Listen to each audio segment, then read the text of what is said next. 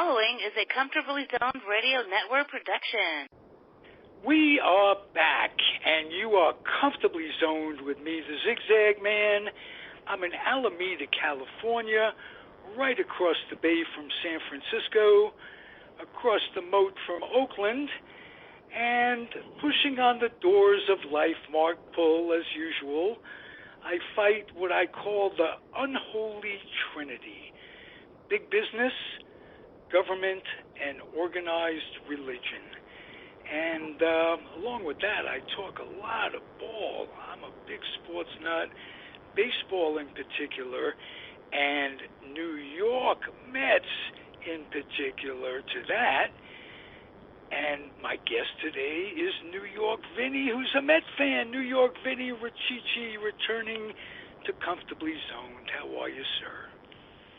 I'm good. How could you not be good if you're a Mets fan these days?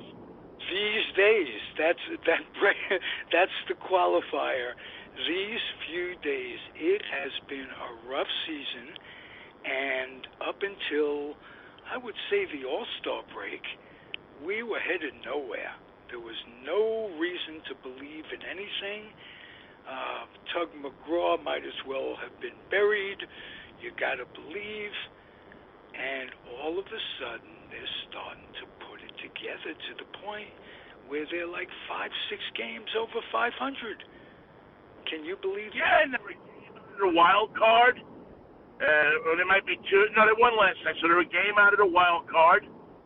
They're, listen. They're contenders, as they say. You just want to be a contender. No guarantees. And I've come to find out that from being a Met fan all these years, some of my favorite teams of all time on the Mets weren't the ones that won it all. I'm going to give you my example. Maybe you have one of your own, Vinny. I think the 73 Mets were just unbelievable. And this team,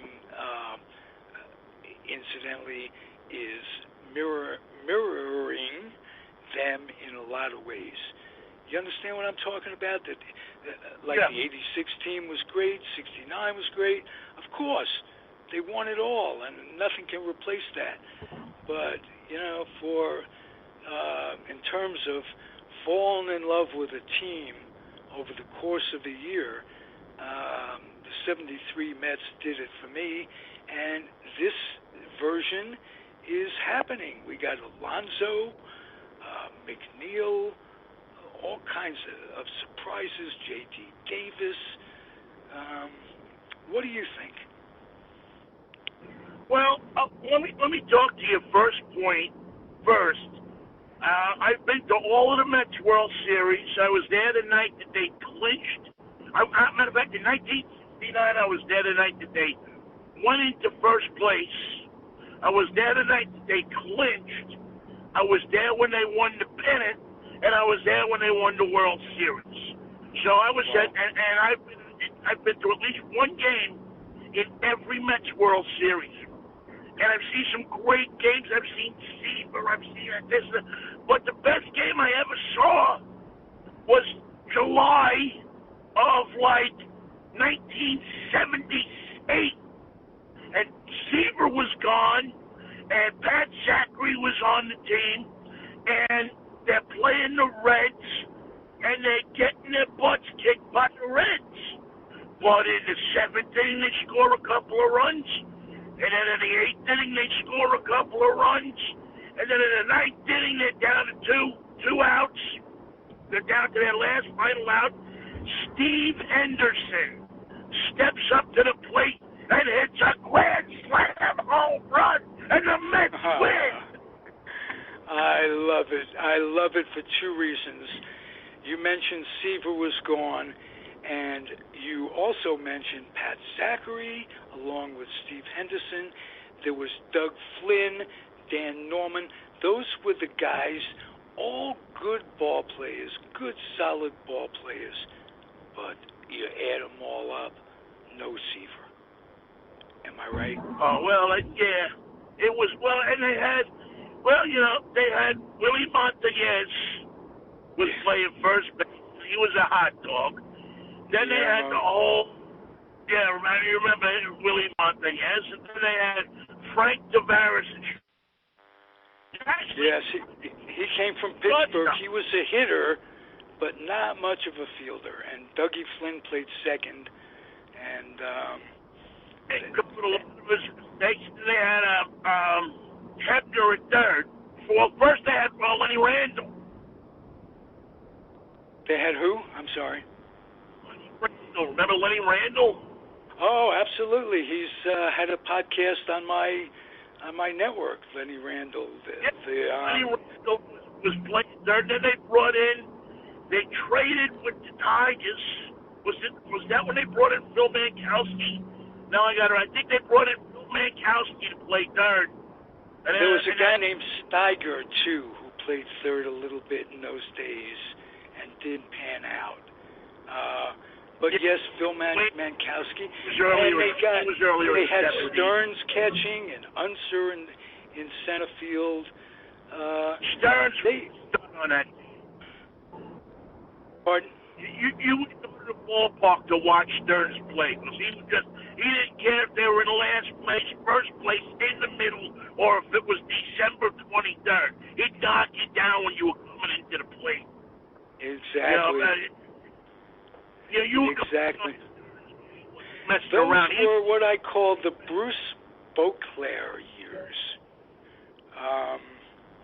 They tried, let's put it that way. But I'm giving the audience an idea of what I was talking about, that our favorites and our favorite memories don't always revolve around Gooden and Strawberry. Right. You know what I mean? I think anybody who has, the only people that their memories revolve around something that they won all the time are Yankee fans. They don't, because they don't care if they're not winning. They get on the team and they start to scream at them and they hate them. Met fans, we love our team no matter. Now we'll complain about them, but we love the team. It's our team. As long as a ball player gives you hustle, and Cano this year when he came over and dogged it a little bit, that catches on real quickly with the fans. The fans appreciate balls to the wall, trying. That's all. Just try. Yep. And they'll love you forever, no matter what. And I think that's what they got this year. Is they got a bunch of guys who I don't think many people gave them, even with Syndergaard, even with I don't think many people gave them a chance to be respectable, and they certainly didn't help themselves out in the first half of the season. But I'll tell you what, after Brody threw that chair in that meeting, they sure woke up. Right, because Callaway was on his way out. That was, you can't fire everybody. I'm looking for positive things. I think Phil Regan coming over as the pitching coach really set the tone. I think it was right around the time they started to put it together. Am I right? Ralph, what I think happens is I think these guys fall in love with all of these Pythagorean, whatever it is, numbers and trends and this and that, and let's move this guy here an inch because the computer says so. But you know what? You still need baseball people. You need guys that know the game. This game doesn't work on just computers. And when you bring in a Phil Regan, who else was it that brought Charlie Manuel back to Phillies? When they do that, now you have guys that have the instinct. They smell the pitch and what the pitcher needs. They smell, if the batter is a tweak off or something like that. They don't need a computer. They just need to watch the guy in batting practice or watch the guy throw a bullpen session, and they know what's going on. They do. And they do. We're losing that in baseball. I think it's one of the sad things. We're also losing the hit and run. we're losing. We're going to have the designated hitter before long. I want to ask you what you think about the robot umpires that are proposed. Will that take a lot of the humanity away from the game? Yeah, of course. Yeah. Okay. I mean, part of I always, Ralph, maybe I'll get a little long-winded here, and you stop me if I do. No, please be long-winded. When you're talking, I'm not, so I like it. Part of the beauty of the game of baseball, as I have seen it in my life, and if I have played, at Little League level and, high school and all that stuff, is that the game not only is an athletic game, but the game teaches you about life. The game teaches you that you're not perfect all the time, that it allows for mistakes. Jesus, they put errors up on the scoreboard. It's a part of the game. It's not supposed to be sanitary. And nowadays, we're in the society, we want everything to be sanitary. And what it does is, number one, it takes the human element out of the game. Number two, it shows you don't have to deal with adversity anymore. If an umpire misses a call and you got to eat it, what did you learn how to do? Your coach would tell you, or your manager would tell you, get him the next time. Go back out there and and do your thing again. Get a base hit a home run, whatever it is. But now, just like we teach our kids, you got to live in a bubble, and you can't. Baseball is turning into the same thing, where we're more concerned about it being right than we are the art of the game. And I think that's sad, because I think baseball is a game that teaches people that you don't always get what you want. You don't always get there. The biggest guy doesn't always win. Right. And that's the Fedoras, Justin Fedora, the little second baseman, Freddie Patek. Yeah. These guys are good examples of your heart has to be big, not necessarily your physical stature. Doyle, remember Brian Doyle on the Yankees in 77 or 78? I forget which year. There were some brothers, Brian Doyle and Denny Doyle. There was a small little guy with a backup bench warmer all the way down the bench. Bucky Dent gets hurt. They put him in. And what does he do? It's like 400 for the series against, I believe it was the Dodgers. Right. It's called coming up big. Yeah. And now, in today's game, a manager would look at his stat sheet and say, I'm not putting him in. Right. He goes this against that guy, this against that guy. I'm not going to bother with him, because the Pythagorean, whatever it is, there says that he'll never get a hit against this guy. But that was it. The guy went in there and he would get a hit, and no computer could figure that out, because it's something more. It's like you said, it's heart. It's soul. It's believing in yourself. It's your teammates believing in you. It's just stepping up to the plate. In big moments. Some do, some don't. And there's another thing about these analytics that really bugs me, is that if you get a matchup between pitcher A and batter B, and you base whether to use batter B or not on analytics, remember how few times that pitcher has come up against that batter.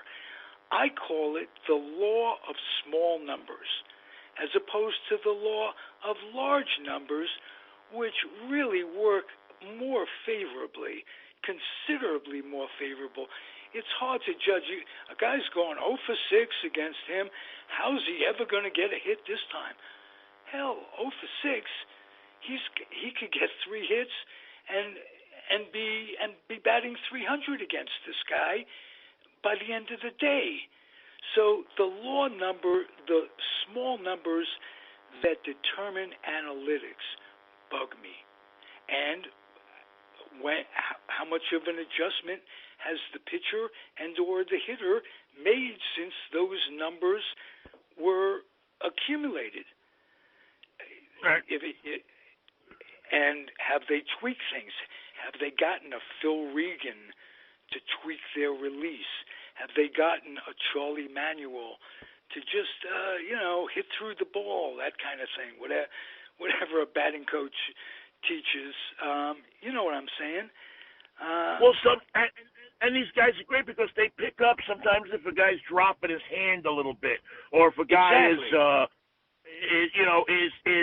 putting his grip a little bit differently because it's late in the season and he's tired and he can't quite grip the bat. He's telling him, all right, listen, you gotta do this, you gotta do that, or you gotta, I don't know if analytics pick that up or not.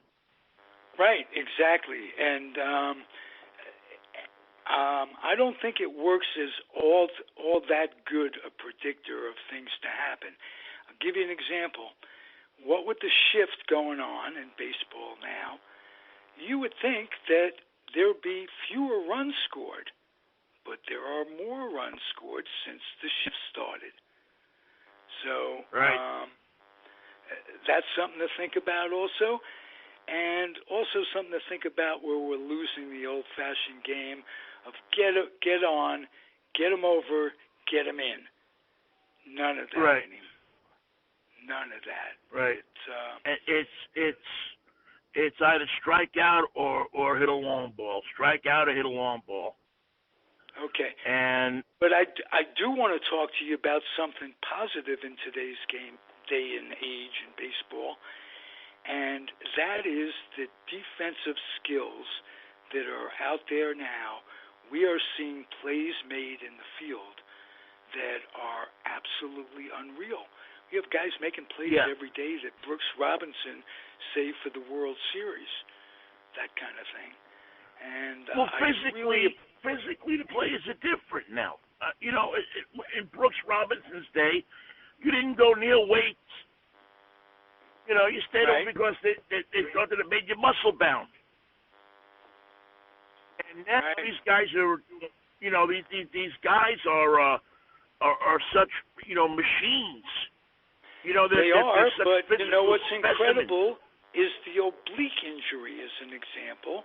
And Dusty Baker from the old school played 15 years in baseball in the major leagues, never once went on the DL in 15 years, and didn't even, as he tells it now, know what an oblique was when he played.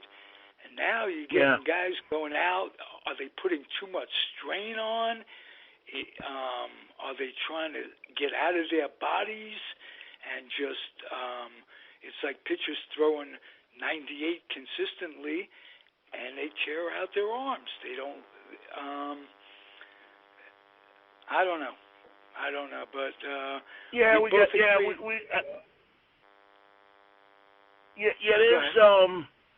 I don't know what the happy medium is, but I do know I do see what you're talking about with defense and what these players are doing, and I believe they're so nimble, they're so muscular, they're so trained these days that they have, and they're bigger and stronger too. I mean, they're totally bigger and stronger than the play. I mean, we saw guys when we were growing up, that baseball card had come out, and what was his name? Fat Jack Fisher. You'd look at him and say, how the hell is this guy playing baseball? Fat Jack Fisher gave up a home run to Roger Maris. I don't know if it was the home run that broke the record, but it was either the one that tied it. I think it was the one that broke it. He was with the White Sox, I believe. I think it was Baltimore. Could have been. Red Sox. Could have been, but he was a Met pitcher, Fat Jack Fisher. And like Early Wynn and a number of players in our day, if you will, they couldn't play. The conditioning, the only exception to that rule, that proves that rule, is Bartolo Colon. Yeah, and Sabathia. Sabathia's a pretty big guy. You know what? I know, but Sabathia's girth has really hurt him. A lot of pressure on his knees over the years. Yeah. He'd had a much longer career. No question. Yeah. And you're right, it was Baltimore. I just remembered. The Mets traded Fisher to the White Sox. You want to take a guess for who? Tommy Agee? Yep, one of the guys. Was Agee one? Agee was one. Al Weiss? That's number two. Not bad, huh, Vinny? Not bad. For an old guy, I'd like to say I still got it, but I never really had it. But there are some advantages there, Vinny, because nobody will ever be able to tell me that I'm over the hill, because there was no hill. There was no hill. I couldn't get up the hill to begin with. Right. All right, Vinny, let me learn a little bit more about you. How did you start your radio career? What was your first gig, and what was that like? My first, I wanted to be in radio because I always thought that the WABC All-Americans were the coolest thing in the world, or the WMCA Good Guys. The Good Guys, was radio right? Murray Decay and the Swingin' Soiree with a blast from the past. Yep. Right. Hey, I figured if you could talk to people like that and get people to do things, and and they pay you, cool. So I would go into radio, and so my first gig is I worked for the radio station at the University of San Francisco. Really? And at the top of the hour, I would open up the microphone. I worked Saturday morning. And I would open up the microphone and say, "You are listening to 90.3 FM, KUSF, a service of the University of San Francisco. Coming up next, the Armani and Hamas Kayan Hour." And then the next hour, what year were you in San Francisco, Vinny? It was the Turkish hour, which was always interesting because I had to keep the Armenians and the Turks away from each other. And I think that's why they hired me, because I was a big guy. And they wanted somebody who could keep the Armenians and the Turks away from each other when they traded shows. Whoa. That's quite interesting, because the Turks were as cruel to the Armenians on a smaller scale, perhaps, but they were every bit as meaning to be cruel as the Nazis were with the Jews. Yeah. Well, that's why we had to keep them apart, because they didn't forget. Right. As well they shouldn't have. What years were you in San Francisco? This was in the 80s, so it was still, What years were you in San Francisco, Vinny? Because, as you know, I'm in the northern part of California. Oh, yeah. A matter of fact, I worked in Alameda. I worked at a station called K-Jazz. That used to be on Alameda Avenue, up above the drugstore on the corner of Alameda and I can't remember the other street now. Park Street? Was it right downtown? I can't remember. Yeah, it was right downtown. Oh, you can look out the window. You were right. It was right near the Jack in the Box. Well, I know that very well. I've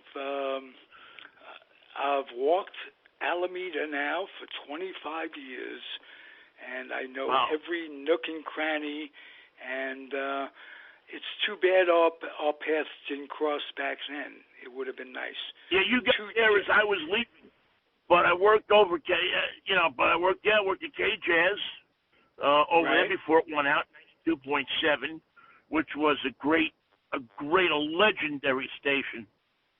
But the developer, the guy that owned it, was the developer of a lot of stuff in Alameda, and he just didn't want it anymore, so he sold it to, it became Spanish for a long time. Now I forget what it is. Then I worked at KRQR, which was, at a long gone station there called The City at 98.9 FM. That was The City was my first commercial radio job. I used to have a show on Sunday morning. Okay. And they called me Reverend Vinnie. That's a cool hook. That's a nice hook. Yeah, Reverend New York Vinnie. Yeah. And just went from there. And then, it started to get into sports and a lot more, and figured if I was going to stay in the business, I had to do something besides play music, because they could get anybody to play music. But, right. if you can talk, if you can do sports. And you have other interests too, Vinny. Let me tell you about your posts, how your car posts really get to me. I do a radio show with cars.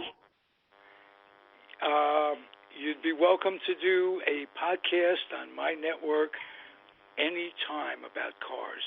That is a subject that I'd love to have. So you'd have to get a co-host that had a working knowledge of cars. It wouldn't be me. But if you're interested in that. I've been driving cars, testing cars for the past, since 1993. Oh, wow. I've had a new car every week, with the exception of maybe 10 weeks. Every week since 1993. Wow. That is a gig in itself. Yes, it's been an incredible gig. And I do I do these minute shots that I send to radio stations. Then I was doing an hour show. I'm actually going to start doing the hour show again over the air, because it's not just about cars. It's about car culture. It's about the whole, culture of cars in this country, and so many interesting and different things about cars. I just came from interviewing the guy who built the Corvette, the chief engineer on the Corvette, the new C8 Corvette, mid-engine Corvette. I just did an interview with him 2 hours ago. Wow. Nice. So you got a good life going, Vinny. You got a good life. Austin radio. Yes. Hey, we're coming to an end. I so much enjoy it. I want you to keep coming back.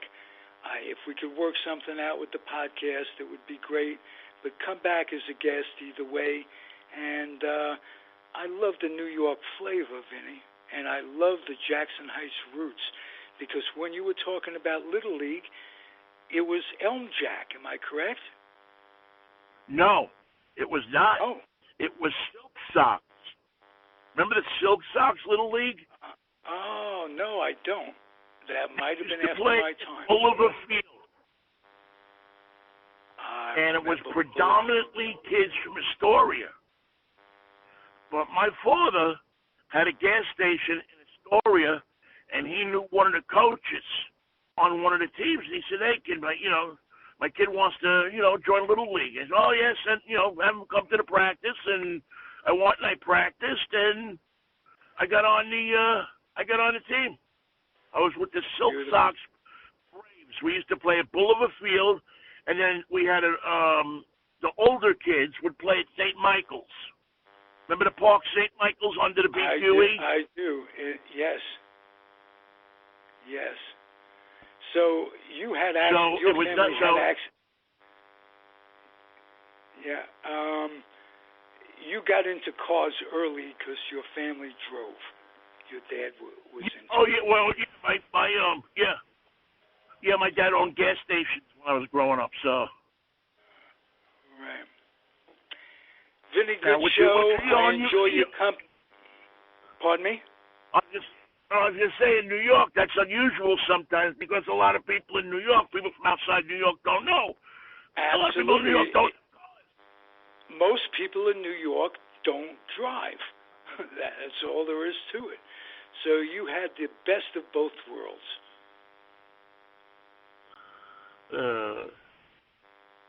Maybe. All right, Vinny. Let me talk to you off air about a possible podcast, and I'm going to end this one in the way that I generally do, and you can tell me what you think about it. I implore my audience to keep their dreams wet, keep your humor dry, keep your kids out of military recruiting stations, and off the laps of clerics that wear dresses. That's my ending. And that works out some of the time for some of the people. Not all of the time for everybody. Thank you, Vinny. Thank you for listening, everybody. And you and I will talk real soon again, Vinny. Thank you again. Sounds good.